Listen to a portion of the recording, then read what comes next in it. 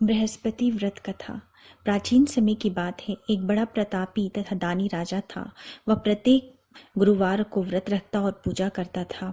यह उसकी रानी को अच्छा नहीं लगता था। न ही वो व्रत रखती और न ही किसी को एक पैसा दान देती। राजा को भी ऐसा करने से मना करती थी। एक समय की बात है कि राजा शिकार खेलने के लिए वन में चले गए। घर पर रानी और दासी अकेली थी। उस समय गुरु बृहस्पति साधु का रूप धारण कर राजा के दरवाजे पे भिक्षा मांगने आए। साधु ने रानी से भिक्षा मांगी तो वह कहने लगी, हे साधु महाराज, मैं इस दान और पुण्य से तंग आ चुकी हूँ। आप कोई ऐसा उपाय बताइए जिससे यह सारा धन नष्ट हो जाए और मैं आराम से रह सकूं। साधु रूपी बृहस्पति देव ने कहा, हे देवी, तुम बड़ी विचित्र हो। संतान और धन के लिए भी कोई दुखी होता है। अगर तुम्हारे पास धन अधिक है तो उसे शुभ कार्यों में लगाओ जिससे तुम्हारे दोनों लोग सुधरे।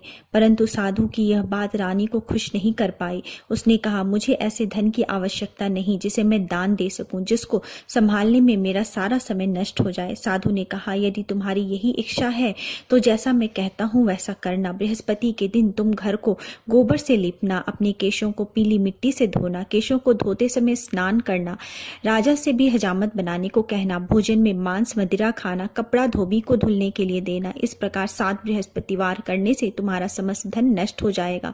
इतना कहकर साधु बने बृहस्पति देव अंतर्ध्यान हो गए। साधु के कहे अनुसार करते हुए अभी रानी को 3 ही बृहस्पतिवार बीते थे कि उसकी समस्त संपत्ति नष्ट हो गई। भोजन के लिए परिवार तरसने लगा।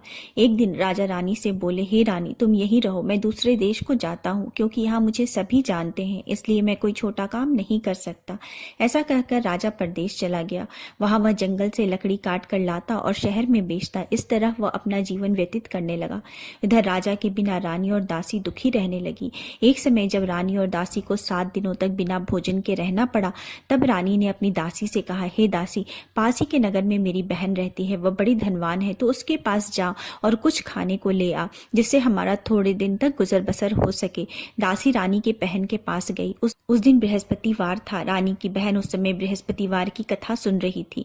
दासी ने रानी की बहन को अपनी रानी का संदेश दिया, लेकिन रानी की बहन ने उससे कोई उत्तर नहीं दिया। जब रानी की बहन से कोई उत्तर नहीं मिला तो वह बहुत दुखी हुई। उसे क्रोध भी आया। दासी ने वापस आकर रानी को सारी बात सुना डाली।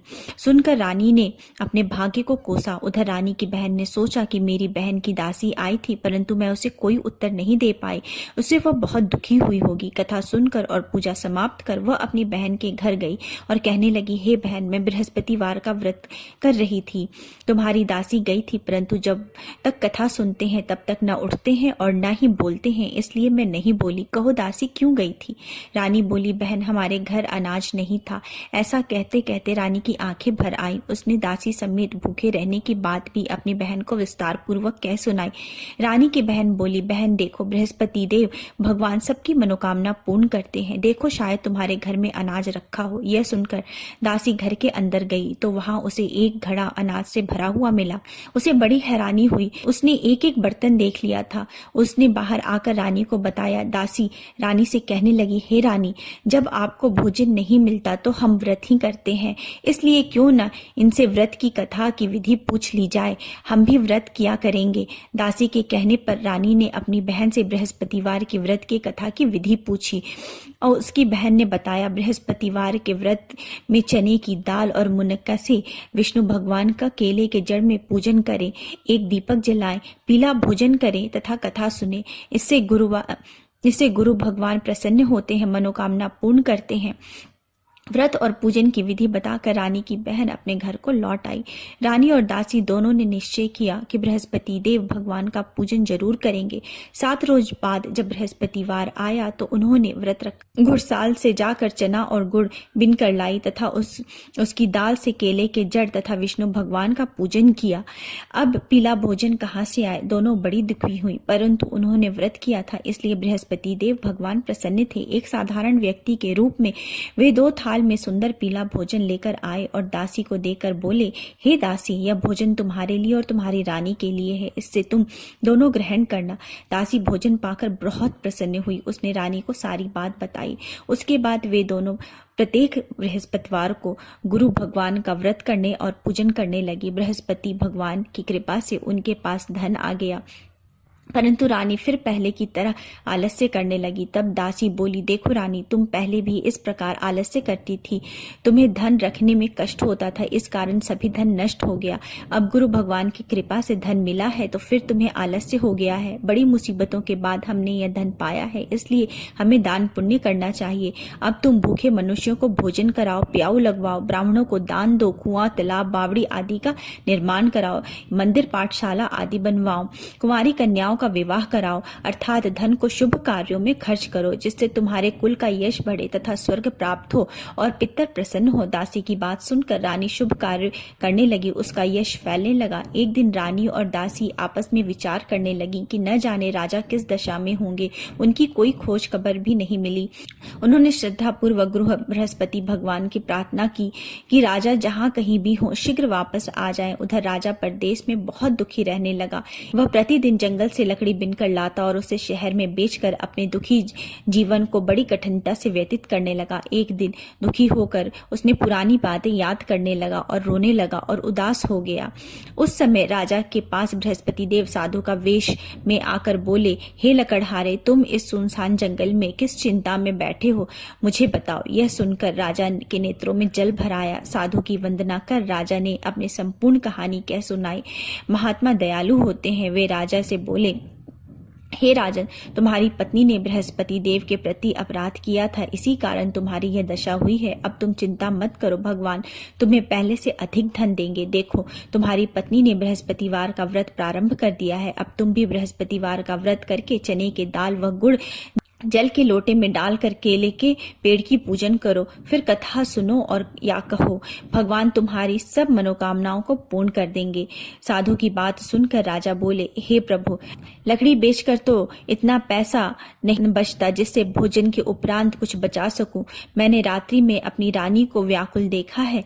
मेरे पास कोई साधन नहीं है जिससे उसका समाचार पा सकूं। फिर मैं कौन सी कहानी कहूं, यह भी मुझको मालूम नहीं। साधु ने कहा, हे राजन, मन में बृहस्पति भगवान के पूजन व्रत का निश्चय करो, वे स्वयं तुम्हारे लिए कोई राह बना देंगे। बृहस्पतिवार के दिन तुम रोजाना की तरह लकड़ियां लेकर शहर जाना। तुम्हें रोज से दुगुना धन मिलेगा, जिससे तुम भली भांति भोजन कर लोगे तथा बृहस्पतिवार की पूजा का सामान भी ला सकोगे। जो तुमने बृहस्पतिवार की कहानी के बारे में पूछा है वह इस प्रकार है। बृहस्पति देव की व्रत कथा। प्राचीन काल में एक बहुत ही निर्धन ब्राह्मण था। उसकी कोई संतान नहीं थी। वह नित्य पूजा पाठ करता था। उसकी स्त्री न स्नान करती थी और न ही किसी देवता का पूजन करती थी। इस कारण ब्राह्मण देवता बहुत दुखी रहते थे। भगवान की कृपा से ब्राह्मण के यहाँ एक कन्या उत्पन्न हुई। कन्या बड़ी होने लगी। प्रातः स्नान करके वह भगवान विष्णु का जप करती थी। बृहस्पतिवार का व्रत भी करने लगी। पूजा पाठ समाप्त कर पाठशाला जाती और अपनी मुट्ठी में जौ भर के ले जाती थी और पाठशाला के मार्ग में डालती जाती। लौटते समय वही जौ स्वर्ण के हो जाते थे और उनको बीनकर वो घर ले आती। एक दिन वह बालिका सूप में सोने के जौ को फटक कर साफ कर रही थी। तभी उसकी माँ ने देख लिया और कहा कि हे बेटी, सोने के जौ को फटकने के लिए सोने का सूप होना चाहिए। दूसरे दिन गुरुवार था। कन्या ने व्रत रखा और बृहस्पति देव से सोने के सूप देने की प्रार्थना की। बृहस्पति देव ने उसकी प्रार्थना स्वीकार कर ली। रोजाना की तरह वह कन्या जौ फैलाती हुई पाठशाला चली गई। पाठशाला से लौटते वक्त जब वह जौ बिन रही थी तो बृहस्पति देव की कृपा से उसे सोने का सूप मिला। उसे वह घर ले आई और उससे जौ साफ करने लगी, परंतु उसकी माँ का वही ढंग रहा। एक दिन की बात है, कन्या सोने के सूप में जौ साफ कर रही थी। उस समय उस नगर का राजकुमार वहां से निकला। कन्या के रूप और कार्य को देखकर वह उस पर मोहित हो गया। राजमहल में आकर वह भोजन तथा जल त्याग कर उदास होकर लेट गया। राजा को जब राजकुमार द्वारा अन्य जल त्यागने का समाचार ज्ञात हुआ तो वे मंत्रियों के साथ अपने पुत्र के पास आ पहुंचे और कारण पूछने लगे। राजकुमार ने राजा को उस लड़की के घर का पता भी बता दिया। मंत्री उस लड़की के घर गए। मंत्री ने ब्राह्मण के समक्ष राजा की ओर से निवेदन किया। कुछ दिन बाद ब्राह्मण की कन्या का विवाह राजकुमार के साथ संपन्न हुआ। कन्या के घर से जाते ही ब्राह्मण के घर में पहले की भांति गरीबी का निवास हो गया। एक दिन दुखी होकर ब्राह्मण अपनी पुत्री से मिलने गए। बेटी ने पिता की अवस्था को देखा और अपनी माँ का हाल पूछा। ब्राह्मण ने सभी हाल विस्तार पूर्वक सुनाया। कन्या ने बहुत सा धन देकर अपने पिता को विदा कर दिया, लेकिन कुछ दिन के बाद वही हाल हो गया। ब्राह्मण फिर अपनी कन्या के यहाँ गए और सभी हाल अपनी पुत्री को कह सुनाया। पुत्री बोली, हे पिताजी, आप माताजी को यहाँ लिवा लाओ, मैं उन्हें वह विधि बता दूंगी जिससे गरीबी दूर हो जाएगी। ब्राह्मण देवता अपनी स्त्री को साथ लेकर अपनी पुत्री के पास राजमहल में पहुंचे तो पुत्री ने अपनी माँ को बहुत समझाया। वो बोली, हे माँ, तुम प्रातःकाल स्नान आदि करके विष्णु भगवान का पूजन करो तो सब दरिद्रता दूर हो जाएगी। परंतु उसकी माँ ने उसकी एक भी बात नहीं मानी। वह प्रातःकाल उठकर अपनी पुत्री की बची जूठन खा लेती थी। एक दिन उसकी पुत्री को बहुत गुस्सा आया। उसने अपनी माँ को एक कोठरी में बंद कर दिया। प्रातः उसे स्नान आदि करा के पूजा पाठ करवाया तो उससे उसकी माँ की बुद्धि ठीक हो गई। इसके बाद वह नियम से पूजा पाठ करने लगी और प्रत्येक बृहस्पतिवार को व्रत भी करने लगी। इस व्रत के प्रभाव से मृत्यु के बाद वह स्वर्ग को प्राप्त हुई। वह ब्राह्मण देवता भी सुखपूर्वक इस लोक का सुख भोग करके स्वर्ग को प्राप्त हुए। इस तरह कहानी कहकर साधु बने देवता वहां से लोप हो गए। धीरे धीरे समय व्यतीत होने पर फिर बृहस्पतिवार का दिन आया। राजा जंगल से लकड़ी काट कर शहर में बेचने गया। उसे उस दिन और दिनों से अधिक धन मिला। राजा ने चना गुड़ आदि लाकर बृहस्पतिवार का व्रत किया। उस दिन से उसके सभी कलेश दूर हो गए। परंतु जब अगले गुरुवार का दिन आया तो राजा बृहस्पतिवार का व्रत करना भूल गया। इस कारण बृहस्पति भगवान नाराज हो गए। उस दिन उस नगर के राजा ने विशाल यज्ञ का आयोजन किया था तथा उसके समस्त राज्य में घोषणा करवा दी थी कि सभी मेरे घर भोजन करने आवे, किसी के घर चूल्हा ना जले। इस आज्ञा को जो न मानेगा उसको फांसी दे दी जाएगी। राजा की आज्ञा अनुसार राज्य के सभी लोग राजा के घर भोजन में सम्मिलित होने के लिए चले गए, लेकिन लकड़हारा कुछ देर से पहुंचा, इसलिए राजा उसको अपने साथ महल ले गए। जब राजा लकड़हारे को भोजन करा रहे थे तो रानी की दृष्टि उस खूंटी पर पड़ी जहां पर उसका हार लटका हुआ था। उसे हार खूंटी पर लटका हुआ दिखाई नहीं दिया। रानी को निश्चय हो गया कि मेरा यह हार लकड़हारे ने चुराया है। उसी समय सैनिक बुलवाकर उसको जेल में डलवा दिया। लकड़हारा जेल में विचार करने लगा कि न जाने कौन से पूर्व जन्म के कर्म से मुझे यह दुख प्राप्त हुआ है, और जंगल में मिले साधु को याद करने लगा। तत्काल बृहस्पति देव साधु के रूप में प्रकट हो गए और कहने लगे, अरे मूर्ख, तूने बृहस्पति देवता की कथा नहीं की, इसी कारण तुझे यह दुख प्राप्त हुआ है। अब चिंता मत कर, बृहस्पतिवार के दिन जेल खाने के दरवाजे पर तुझे 4 पैसे पड़े मिलेंगे। उससे तू बृहस्पतिवार की पूजा करना, तेरे सभी कष्ट दूर हो जाएंगे। अगले बृहस्पतिवार को उसे जेल के दरवाजे पर 4 पैसे पड़े मिले। राजा ने पूजा का सामान मंगवा कर कथा कही और प्रसाद बांटा। उसी रात्रि में बृहस्पति देव ने उस नगर के राजा को स्वप्न में कहा, हे राजा, तूने जिसे जेल में बंद किया है उसे कल छोड़ देना, वह निर्दोष है। राजा प्रातःकाल उठा और खूंटी पर हार टंगा देखकर लकड़हारे को बुलाकर क्षमा मांगी तथा राजा के योग्य सुंदर वस्त्र आभूषण भेंट कर उसे विदा किया। गुरुदेव की आज्ञा अनुसार राजा अपने नगर को चला गया। राजा जब नगर के निकट पहुंचा तो उसे बड़ा ही आश्चर्य हुआ। नगर में पहले से अधिक बाग, तालाब और कुएं तथा बहुत सी धर्मशालाएं, मंदिर आदि बने हुए थे। राजा ने पूछा कि यह किसका बाग और धर्मशाला है। तब नगर के सब लोग कहने लगे, यह सब रानी और दासी द्वारा बनवाया गया है। राजा को आश्चर्य हुआ और गुस्सा भी आया कि उसकी अनुपस्थिति में रानी के पास इतना धन कहाँ से आया। जब रानी ने यह खबर सुनी कि राजा आ रहे हैं तो उसने अपनी दासी से कहा, हे दासी, देख राजा हमको कितनी बुरी हालत में छोड़ के गए थे, वो हमारी ऐसी हालत देखकर लौट न जाएं, इसलिए तू दरवाजे पर खड़ी हो जा। रानी की आज्ञा अनुसार दासी दरवाजे पर खड़ी हो गई और जब राजा आए तो उन्हें अपने साथ महल में लिवा लाई। तब राजा ने क्रोध करके अपनी तलवार निकाली और पूछने लगा, बताओ यह धन तुम्हें कहाँ से प्राप्त हुआ। तब रानी ने सारी कथा कह सुनाई। राजा ने निश्चय किया कि मैं रोजाना दिन में 3 बार कहानी कहा करूंगा और व्रत किया करूंगा। अब हर समय राजा के दुपट्टे में चने की दाल बंधी रहती थी और दिन में 3 बार कथा किया करते थे। एक रोज राजा ने विचार किया कि चलो अपनी बहन के यहाँ हो आओ। इस तरह का निश्चय कर राजा घोड़े पर सवार हो अपनी बहन के यहाँ चल दिए। मार्ग में उन्होंने देखा कि कुछ आदमी एक मुर्दे को लिए जा रहे हैं। उन्हें रोककर राजा कहने लगा, अरे भाइयों, मेरी बृहस्पतिवार की कथा सुन लो। वे बोले, लो, हमारा तो एक आदमी मर गया है, इसको अपनी कथा की पड़ी है। परंतु कुछ आदमी बोले, अच्छा कहो, हम तुम्हारी कथा भी सुनेंगे। राजा ने दाल निकाली और कथा कहनी शुरू कर दी। जब कथा आधी हुई थी तो मुर्दा हिलने लगा और जब कथा समाप्त हुई तो राम राम करके मुर्दा उठकर खड़ा हो गया। राजा आगे बढ़ा। उसे चलते चलते शाम हो गई। आगे मार्ग में उसे एक किसान खेत में हल चलाता मिला। राजा ने उससे कथा सुनने का आग्रह किया, लेकिन लेकिन वो नहीं माना। राजा आगे चल दिया। राजा के हटते ही बैल पछाड़ खाकर गिर गए तथा किसान के पेट में बहुत जोर से दर्द होने लगा। उसी समय किसान की माँ रोटी लेकर आई। उसने यह सब देखा तो अपने पुत्र से सब हाल पूछा। बेटे ने सभी हाल कह बताया। बुढ़िया दौड़े दौड़े उस घुड़सवार के पास पहुंची और उससे बोली, मैं तेरी कथा सुनूंगी, तू अपनी कथा मेरे खेत में चलकर कहना। राजा ने लौटकर बुढ़िया के खेत में जाकर कथा कही, जिससे सुनते ही बैल खड़े हो गए तथा किसान के पेट का दर्द भी बंद हो गया। राजा अपनी बहन के घर पहुंचा। बहन ने भाई की खूब मेहमानदारी की। दूसरे रोज प्रातःकाल राजा जागा तो वह देखने लगा कि सब लोग भोजन कर रहे हैं। राजा ने अपनी बहन से जब पूछा, कोई ऐसा मनुष्य है जिसे भोजन नहीं किया हो तो मेरे बृहस्पति भगवान की कथा सुन ले। बहन बोली, हे भैया, यह देश ऐसा ही है, यहाँ सब लोग पहले भोजन करते हैं, बाद में कोई अन्य काम करते हैं।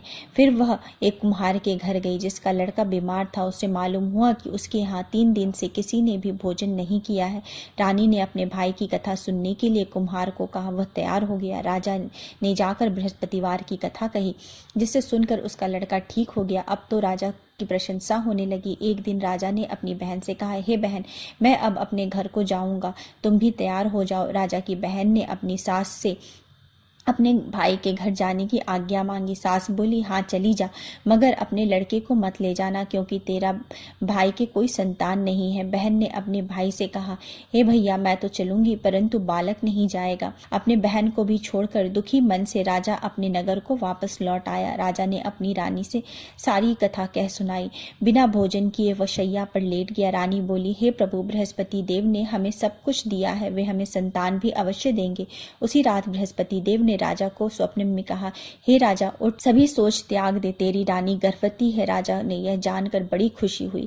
9वें महीने रानी के गर्भ से एक सुंदर पुत्र पैदा हुआ। तब राजा ने बोला, हे रानी, स्त्री बिना भोजन के रह सकती है, परंतु बिना कहे नहीं रह सकती। जब मेरी बहन आए तो तुम उससे कुछ मत कहना। रानी ने हाँ कर दी। जब राजा की बहन ने यह शुभ समाचार सुना तो वह बहुत खुश हुई और विदाई देने के लिए भाई के यहाँ आई। रानी ने तब उसे आने का उलाहना दिया। जब भाई आपके साथ ला रहे थे तब टाल गई, उनके साथ न आई और आज अपने आप ही भागी भागी बिना बुलाए आ गई। तो राजा की बहन बोली, भाई, मैं इस प्रकार न कहती तो तुम्हारे घर औलाद कैसे होती। बृहस्पति देव सभी कामनाओं को पूर्ण करते हैं। जो सद्भावना पूर्वक बृहस्पतिवार का व्रत करता है एवं कथा पढ़ता है तथा सुनता है और दूसरों को सुनाता है, बृहस्पति देव उसकी सभी मनोकामनाओं को पूर्ण करते हैं, उसकी सदैव रक्षा करते हैं। जो संसार में सद्भावना से गुरुदेव का पूजन करते हैं एवं व्रत सच्चे हृदय से करते हैं, उनकी सभी मनोकामनाएं वैसे ही पूर्ण होती है। जैसे सच्ची भावना से रानी और राजा ने बृहस्पतिवार की कथा का गुणगान किया तो उनकी सभी मनोकामनाएं बृहस्पति देव ने पूर्ण की। अनजाने में भी बृहस्पति देव की अपेक्षा न करें, ऐसा करने से सुख शांति नष्ट हो जाती है। इसलिए सबको कथा सुनने के बाद प्रसाद लेकर जाना चाहिए। हृदय में उनका मनन करते हुए जयकारा बोलना चाहिए। बोलो श्री बृहस्पति भगवान की जय। बोलो श्री विष्णु भगवान की जय।